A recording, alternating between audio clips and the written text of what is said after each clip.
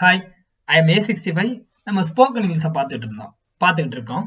So இதில் வந்து நம்ம மோட்டிவேஷன் டைலாக், அதாவது மோட்டிவேஷன் 50% நம்ம வந்து மோட்டிவேட்டடாக இருந்தால் மட்டும்தான் என்ன ஆக முடியும்னா இங்கிலீஷை கற்றுக்க முடியும். ஏன்னா நான் வந்து ரெகுலராக நிறைய பேரை மீட் பண்ணுறோம். அவங்கள்ட்ட வந்து அவங்க ஏதாவது நம்ம வந்து கிண்டல் பண்ணுவாங்க, தப்பாக உச்சரிக்கிறோம், தப்பாக பேசுகிறோம் அப்படிங்கிற பட்சத்தில் அவங்க வந்து சரி பண்ண மாட்டாங்க. ஸோ அப்போதைக்கு நம்ம மோட்டிவேட்டடாக இருக்கணும். ஸோ நம்ம எப்போதுமே என்னவா இருக்கணும், மோட்டிவேட்டடாக இருந்தால் ஒரு பாசிட்டிவ் தாட்ஸோட இருந்தால் மட்டும்தான் என்ன ஆகும்னா இங்கிலீஷில் பேசுறதுக்கு தயங்காம வரும். ஸோ நிறைய தவறுகள்ல இருந்து நீங்க நிறைய விஷயங்கள் கத்துக்க முடியும். அதுதான் இங்கிலீஷ்ல சொல்லுவாங்க, I didn't fail, it was a learning experience. நீங்க எப்போதுமே ஃபெயில் ஆக மாட்டீங்க, அது நீங்களா ஒத்துக்கிற வரைக்கும். It was a learning experience. Just fail வந்து என்ன இருந்துச்சு, நம்ம என்ன தப்பு செஞ்சோம், எதனால அவங்க சிரிச்சாங்க, எதனால நம்ம வந்து நம்ம எதனால இதெல்லாம் வந்து நம்ம எந்தெந்த தப்பு செஞ்சதுனால இவங்க எல்லாம் சிரிச்சாங்க, என்னென்ன பண்ணாங்க அப்படிங்கறத நம்ம ஞாபகம் வச்சுக்கிட்டோம்னா ஒண்ணுமே இல்லை. அடுத்த வாட்டி நீங்க என்ன ஆகும்னா சக்சஸ் நோக்கி மூவ் ஆயிட்டு இருப்பீங்க. அதுதான் I didn't fail, it was a learning experience சொல்லுவாங்க. நம்ம டாபிக் உள்ள போயிடலாம். நம்ம 3 கேள்வி கேட்டோம். ஹூ இஸ் ஹி அப்படின்னா ஹி இஸ் மிக்கி அப்படின்னு. வாட் இஸ் ஹின்னு கேட்டோம். அவன் என்ன பண்ணிட்டு இருக்கான் அப்படின்னு அவன் என்ன பண்ணிட்டு இருக்கான், ஒர்க் பண்ணிட்டு இருக்கான் அப்படின்னு கேட்டோம். He is a software engineer. அவன் வந்து சாஃப்ட்வேர் இன்ஜினியரா ஒர்க் பண்ணுறான். இதுல வந்து இது சப்ஜெக்ட்னும் இது வேர்ப்னு ஒரு சென்டென்ஸ் அமைக்க 3 வார்த்தைகள் தேவை. சப்ஜெக்ட், வேர்ப், காம்ப்ளிமெண்ட்னு சொல்லிட்டு இருந்தோம். அதுல இந்த ஆர்டிகல்ஸ் ஏ ஆன் தி, இது 3 என்ன சொல்லுவாங்கன்னா ஆர்டிகல்ஸ் சொல்லுவாங்க. ஆர்டிகல்ஸ்னா என்ன, எங்கெங்க வரும் அப்படிங்கறத நம்ம பார்த்துருந்தோம். ஸோ அதை தெரியாதவங்க ஆர்டிகல் அப்படிங்கிற ஒரு செக்ஷனை போய் பாருங்க. இந்த ஏ எந்தெந்த இடத்துல வரும், ஆன் எந்த இடத்துல வரும், த அல்லது தி எந்தெந்த இடத்துல வரும் அப்படிங்கறத நம்ம பார்த்துருந்தோம். ஸோ எப்பவுமே ஒரு நவுன் பக்கத்துல ஆர்டிகல்ஸ் வரும் அப்படிங்கறத நம்ம பார்த்துருந்தோம். இங்க ஏன் வரலாம் பார்த்தா பேருக்கும் ஊருக்கு முன்னாடி ஆர்டிகல்ஸ் வராது அப்படிங்கறத நான் உங்களுக்கு சொல்லியிருந்தேன். ஸோ அதுதான் இங்க ரிமெம்பர் பண்றேன். ஸோ ரிமெம்பர் பண்ணிக்கோங்க. நெக்ஸ்ட் ஹவ் இஸ் ஹின்னு பார்த்தோம்னா மூணாவது உள்ள ஒரு கொஸ்டின், ஹி இஸ் ஆங்கிரின்னு பார்த்துருந்தோம். ஹீஸ் அவன் கோமா இருக்கான் அப்படின்னு சொல்லிட்டு. இதையே நம்ம வந்து இந்த அட்ஜெக்டிவே மாடிஃபை பண்றதுக்கு எந்த யூஸ் பண்றோம் அப்படி பார்த்தோன்னா adverb யூஸ் பண்றோம். இதுதான் he is very angry. அவன் எப்படி இருக்கான், எப்படி கோவமா இருக்கான், அவன் எப்படி இருக்கான், கோவமா இருக்கான், எவ்வளவு கோவமா இருக்கான், ரொம்ப கோவமா இருக்கான், எப்படி எவ்வளவு, இந்த லிமிட்லாம் சொல்லுவோம் பாத்தீங்களா. ஏ அண்ட் தி, அதாவது ஒரு நவுனுக்கு பக்கத்துல ஒரு ஆர்டிகல்ஸ் வரும், ஒரு அப்படிங்கிற மீனிங்ல. இந்த அட்ஜெக்டிவ்ஸ் பக்கத்துல adverb வரும் அப்படிங்கறத நம்ம பார்க்கிறோம். சோ இது வரைக்கும் முன்னாடி வரையும் பார்த்திருந்தோம். சோ இந்த adverb அப்படின்னா என்னங்கறத நம்ம பார்த்துருவோம். ஒண்ணுமே இல்ல, adverb அப்படின்னா வந்து தமிழ்ல வினையுரிச்சொல் அப்படின்னு சொல்லுவாங்க. அட்ஜெக்டிவ் எப்படி பெயருரி சொல்லோ, இது வினையுரி சொல்னு சொல்லுவாங்க. இது adverb என்னன்னா மேக்சிமம் ஒரு வேர்ப், ஒரு வினை சொல்ல என்ன பண்ணா அது எங்க நடந்தது, எப்படி நடந்தது, ஏன் நடந்தது, இந்த மாதிரிலாம் கேள்வி கேட்டு அதெல்லாம் வந்து அதுக்கான பதில் கிடைச்சிச்சுன்னா அதுதான் என்னன்னு சொல்லுவாங்க, adverbன்னு சொல்லுவாங்க. இது வந்து வினை சொல்ல மட்டும் இல்லைங்க, அட்ஜெக்டிவ்ஸையும் மாத்தும். ஸோ ஒரு adverb-ஐயே மாத்தும். ஒரு ஹோல் சென்டென்ஸுக்குள்ள மீனிங்ஸ் எல்லாத்தையுமே மாத்தும். ஸோ இதை வந்து போக போக இதோட டீப் அண்ட் டெப்தா பார்த்துக்கிட்டே போவோம். ஸோ இதை வந்து லைட்டா, ஸோ சிம்பிளா ஞாபகம் வச்சுங்க, அதை மாடிஃபை பண்ணும். எதை மாடிஃபை பண்ணணும்னா ஒரு வேர்பை மாடிஃபை பண்ணும். ஸோ ஒரு அட்ஜெக்டிவ் மாடிஃபை பண்ணும், ஒரு adverb மாடிஃபை பண்ணும், ஹோல் சென்டென்ஸே இது மாடிஃபை பண்ணும், வினையுரி சொல்லலாம் அப்படிங்கிறத மட்டும் ஞாபகம் வச்சுக்கலாம். இதை எங்கெங்க யூஸ் பண்ண போறோம், எப்படி பயன்படுத்தலாம், எப்படிலாம் இதை வந்து பயன்படுத்தி நம்ம பேசுறதுக்கு நம்ம கான்வர்சேஷன் யூஸ் பண்ணலாம் அப்படிங்கிறத, நம்ம எப்படி இதை யூஸ் பண்ணி சென்டென்ஸ் அமைக்கலாம் அப்படிங்கிறத பார்ப்போம். ஸோ ஃபர்ஸ்ட் he is angryன்னு பார்த்திருந்தோம். மறுபடியும் அதே எக்ஸாம்பிள் எடுத்துக்குவோம். he is angryன்னு பார்த்திருந்தோம். he is very angry, அவன் ரொம்ப கோவமா இருக்கான் அப்படின்னா அவன் வந்து அட்ஜெக்டிவ்ஸ் வந்து மாறுது. இந்த இடத்துல என்ன ஆகும், எப்படி இருக்கும், ரொம்ப கோவமா இருக்கான் அப்படின்னு சொல்லி அதோட தன்மைய மேல குறைத்தோ அல்லது மிகைப்படுத்தியோ சொல்வதற்கு என்ன யூஸ் பண்றேன்னா adverb யூஸ் ஆகுது.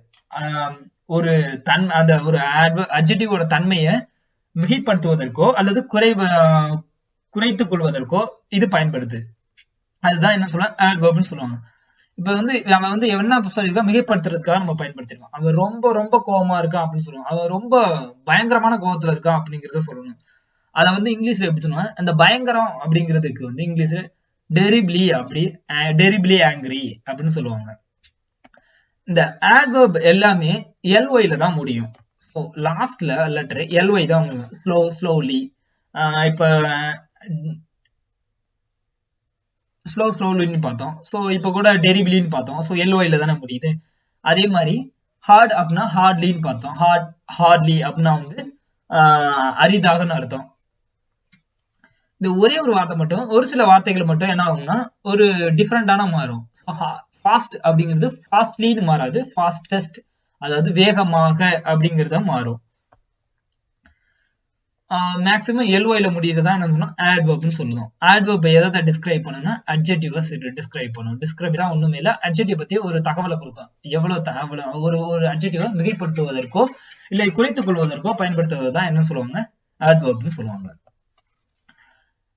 ஃபார் எக்ஸாம்பிள், இப்ப உங்க ஆபீஸ்ல வேலை செஞ்சுட்டு இருக்கீங்க. அப்போதைக்கு நீங்க மேனேஜர் கூட போயிட்டு இருக்கீங்க. அப்போதைக்கு ஒவ்வொருத்தங்களை பத்தி நீங்க சொல்லிட்டு இருக்கீங்க. அப்போதைக்கு வந்து ஹி ஒர்க்ஸ் ஹார்ட்னு சொல்றீங்க. அதுக்கப்புறம் இன்னொருத்தரை பார்த்து ஹி ஹார்ட்லி ஒர்க்ஸ்னு சொல்றீங்க. அவர் நினைச்சிட்டாரு நம்ம நல்லா வேலை செய்யணும், நம்ம மேனேஜர்ட்ட நல்லா போட்டு கொடுக்குறாரோ. உண்மையாலுமே அவர் போட்டு தாங்க கொடுத்துருக்காரு. ஸோ இந்த இடத்துல ஹி ஒர்க்ஸ் ஹார்ட்னா அவன் கடினமாக உழைக்கிறவர் அப்படிங்கிற அர்த்தத்தை கொடுக்கும். இந்த இடத்துல ஹார்ட்லி அப்படின்னா அவர் வேலையே செய்ய மாட்டாரு, அவர் அரிதாகத்தான் வேலை செய்வார். அரிதாக அப்படிங்கிற மீனிங்கை குறிக்கிறது தான் அந்த ஹார்ட்லி. ஒரு 2 எழுத்து டிஃபரெண்ட்னால எவ்வளவு விஷயங்கள் மாறுதுன்னு பாத்தீங்களா? சோ அரிதாக, ஹார்ட்லி அப்படின்னா வந்து அரிதாக அப்படிங்கறத மாறிடும். ரேர்லினான்னு அரிதாக தான். ஸோ இதுக்கு ரேர்லி ரேர்லி ஒர்க்ஸ் அப்படின்னு சொன்னா கூட ஓகே, நம்மளை பத்தி போட்டு கொடுத்துட்டான் அப்படிங்கிறது தெரியும். ஆனா நமக்கு தெரியாமலே போட்டு கொடுக்குறது வந்து ஹார்ட்லி அப்படிங்கிற இந்த மாதிரி ஒரு சில வார்த்தைகள் இருக்கு. நம்ம ஹார்ட்லிலாம் அதிகமாக யூஸ் பண்ண மாட்டோம். நம்ம ரெகுலர் லைஃப்ல ரேர்லி ஒர்க்ஸ் அந்த மாதிரி தான் யூஸ் பண்ணுவோம். செல்டம் அப்படிங்கறத நம்ம மேக்ஸிமம் யூஸ் பண்ண மாட்டோம். ஃபார் எக்ஸாம்பிள் எப்படின்னா, குறிக்கிற பார்க்கிங் டாக்ஸ் செல்டம் பைட்னு சொல்லுவாங்க. நம்ம தமிழ்ல ஒரு குறைக்கின்ற நாய் கடிக்காது. செல்டம் அப்படின்னா அதை குறிக்கிற நாய் அதாவது எப்போதாவது கடிக்காது, அரிதாக அப்படிங்கிற ஒரு மீனிங் குறிக்கிறது தான் இந்த ரேர்லி, ஹார்ட்லி, செல்டம். அதனால இன்னொரு வாட்டி உங்களை ஹார்ட்லி ஒர்க்ஸ் அப்படின்னா கண்டிப்பா உங்களை போட்டு கொடுக்குறாரு அப்படிங்கறத மட்டும் ஞாபகம் வச்சுக்கோங்க. ஹார்ட்லி அப்படின்னா வந்து அரிதாக அப்படிங்கிறத ஞாபகம் வச்சுக்கோங்க. இதெல்லாம் உங்களுக்கு வந்து ரெகுலர் லைஃப்ல யூஸ் பண்ணையில உங்களுக்கு வந்து இதெல்லாம் ஞாபகம் வச்சுக்க வேண்டிய தேவையே கிடையாது. லைட்டா என்ன பண்ணிக்கன்னா, ஓகே இதெல்லாம் இப்படி எல்லாம் இருக்குது, இப்படி எல்லாம் சென்டென்ஸ் யூஸ் பண்ணலாம், ஒரு லைட்டா ரிமைண்ட் பண்ணிக்கோங்க. நீங்க போயிட்டு இருக்கீங்க, யாராவது ஒருத்தவங்களை மீட் பண்றீங்க அப்படின்னா வந்து எதிர்பாராத விதமாக, அன்எக்செப்ட்லி அப்படின்னா எதிர்பாராத விதமாக ஐ மீட் யூ சார், அதாவது பாசிட்டிவா சொல்றேன். திடீர்னு உங்களை சந்திச்சேன், அன்எக்செப்ட்லி யாராவது மீட் பண்ணு போயிட்டு இருக்கீங்க, திடீர்னு அவங்களே வர்றாங்க, அன்எக்செப்ட்லி ஐ மீட் யூ, எதிர்பாராம உன்னை பார்த்துட்டேன். அதே மாதிரி துரதிருஷ்டவசமா உன்னை பார்த்துட்டேன் அப்படின்னு சொல்லணும். ஸோ எதிர்பார்த்த அன்எக்செப்ட்னா அன்பார்ச்சுனேட்லி அப்படின்னு, நீங்க அன்பார்ச்சுனேட்லி ஐ மீட் யூ சொன்னீங்கன்னா துரதிருஷ்டவசமாக உன்னை பார்த்துட்டேன், உன்னை பார்க்க கூடாதுன்னே நினைச்சிட்டு இருந்தேன், ஆனா வந்து உன்னை பார்த்துட்டேன், இன்னைக்கு என்ன நடக்க போதோ அப்படிங்கிறதுலாம் வந்து அன்பார்ச்சுனேட்லி சொல்லுவாங்க. இது வந்து என்னன்னா எதிர்பாராத விதமாக, சேம் மீனிங் தான். ஆனா இது அன்பார்ச்சுனேட்லி அப்படின்னா துரதிருஷ்டவசமாக அப்படிங்கிறத ஞாபகம் வச்சுக்கோங்க. அன்எக்செப்ட்லி அப்படின்னா எதிர்பாராத விதமாக. இப்ப வந்து இதவே அதிர்ஷ்டவசமாக சொல்லணும்னா fortunately I meet you. Fortunately அதிர்ஷ்டவசமாக உன்னை பார்த்துட்டேன். ஸோ உன்னை பார்க்கணும்னே இருந்தேன், என்னோட அதிர்ஷ்டம் இன்னைக்கு பார்த்துட்டேன் உன்னை அப்படின்னு சொல்றது ஃபார்ச்சுனேட்லி ஐ மீட் யூ.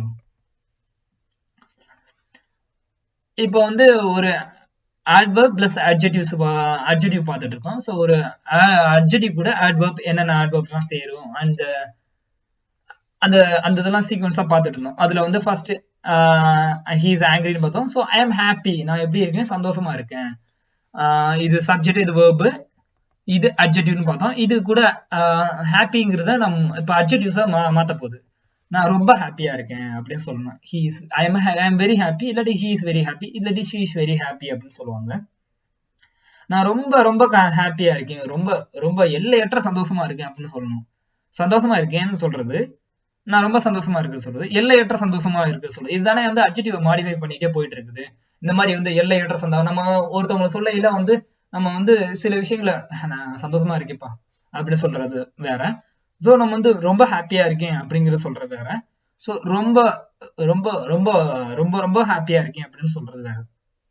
இதெல்லாம் ஒரு டிஃப்ரெண்ட் மீனிங் குறிக்குது. அதே மாதிரிதான் இது என்ன பண்ணா, இந்த ஆட்வர்ப் வந்து டிஃப்ரெண்டா என்ன கொடுக்குன்னா அட்ஜெக்டிவ்ஸ் மீனிங்ஸ் கொடுத்துட்டே இருக்கு. நான் ரொம்ப ஹாப்பியா இருக்கேன் அப்படின்னு சொல்றது ஐ எம் வெரி ஹாப்பின்னு சொல்லுவோம். இது ஒரு வெரிங்கிறது adverb. இது ரொம்ப அப்படிங்கறத மாத்திருச்சு. ரொம்ப ரொம்ப ஹாப்பியா இருக்கு அப்படின்னா வந்து எக்ஸ்ட்ரீம்லி ஹாப்பி. எல்லையற்ற சந்தோஷமா இருக்கேன். எனக்கு வந்து சந்தோஷத்துக்கு ஒரு எல்லையே இல்லை, அந்த அளவுக்கு சந்தோஷமா இருக்குன்னு சொல்றது எக்ஸ்ட்ரீம்லி அப்படின்னு சொல்லுவாங்க. இந்த வேர்டை பத்தி தான் நம்ம வந்து ஒவ்வொரு வேர்டு, ஒரு சென்டென்ஸ்ல ஒரு வேர்டை எப்படி, ஒரு சென்டென்ஸ் அமைக்கிறது எப்படி, அந்த அந்த சென்டென்ஸ் அமைக்க என்னென்ன வார்த்தைகள்லாம் தேவை, அந்த வார்த்தைகளை பத்தி தான் பார்த்துட்டு இருக்கோம். இன்னும் வரைக்கும் கான்வர்சேஷனுக்கு போகல. அதனால நான் சொல்ற வார்த்தைகளை மட்டும் கவனிச்சா போதும். நம்ம இன்ன வரைக்கும் ஒரு வேர்டை அமைக்கிறது, ஹவு டு மேக் சென்டென்ஸை தான் பார்த்துட்டு இருக்கோம். நம்ம இன்னும் வந்து கான்வர்சேஷன் ப்ராக்டிஸ்க்குள்ளே போகல. இதெல்லாம் வந்து இந்த வேர்டு இந்த இடத்துல யூஸ் பண்ணலாம் அப்படிங்கிறத மட்டும் தான் சொல்லிட்டு இருக்கேன். I am extremely sorry. நான் ஏதாவது ஒரு தப்பு செஞ்சுட்டோம்னா எல்லையற்ற, அதாவது ரொம்ப ரொம்ப மன உருகி நான் சாரி கேட்கிறேன். I am extremely sorry, sorry sir, I am extremely sorry சார்னு சொல்லுவோம். ஓகே, நம்ம இன்னைக்கு adverb அப்படிங்கறத adjective கூட எப்படி எப்படிலாம் வருது அப்படிங்கறத பார்த்தோம். ஸோ ஒரு adverb வினை உரிச்சொல் வந்து வினை ஒரு verb மட்டும் இல்ல, ஸோ adverb-ஐயும் மாத்தும். ஸோ அந்த ஒரு செயலை வந்து adjective எப்படி எப்படிலாம் மாத்துது adverb வந்து அப்படிங்கறத இன்னைக்கு பார்த்தோம். அடுத்த வீடியோல நம்ம வந்து இத பத்தி adverb plus மெயின், அதாவது மெயின் வெப் கூட சேர்ந்து adverb என்னென்ன மாற்றங்களா ஏற்படுத்துதுங்கிறத நெக்ஸ்ட் வீடியோல பார்ப்போம். This is A65. Thanks for watching this video. Have a nice day.